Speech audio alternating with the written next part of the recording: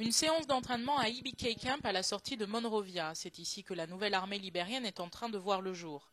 Après 14 ans de guerre civile ayant fait au moins 150 000 morts, des élections ont porté en 2005 à la tête du pays la première femme présidente en Afrique. Pour autant, la reconstruction du Libéria, toujours placée sous une quasi-tutelle internationale, reste titanesque. Pour former cette nouvelle armée, le gouvernement a fait appel à 2 compagnies privées américaines. L'une d'elles, DynCorp International, a d'ailleurs essuyé quelques controverses en Irak. Supervisés par l'armée américaine, les instructeurs de ces 2 compagnies n'ont pas le droit de parler aux médias. Seul un officier de l'armée américaine y est habilité. Cet entraînement, cette formation est accessible au public, qui peut y assister sur simple demande. Le processus est entièrement transparent. Nous répondons à n'importe quelle requête.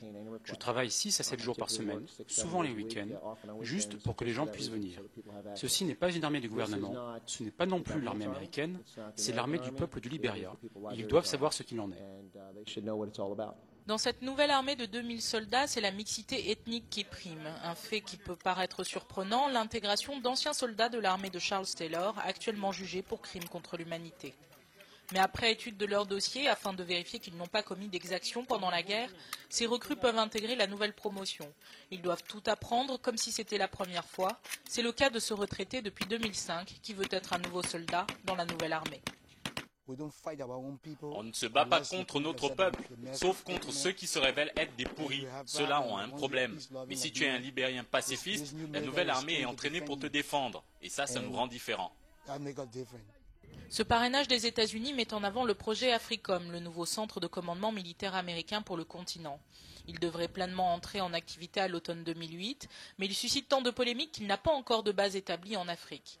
Le Libéria étant pour l'instant le seul pays prêt à accueillir la base. C'est un partenariat qui bénéficie non seulement aux pays hôtes, mais aussi à l'ensemble du continent, et particulièrement à l'Afrique de l'Ouest, où il y a eu des conflits majeurs. Donc c'est une aide qui peut développer les capacités locales et améliorer les infrastructures. Dissoute en 2005, l'armée libérienne tente de renaître depuis 2006, mais le travail de recrutement est plus long que prévu.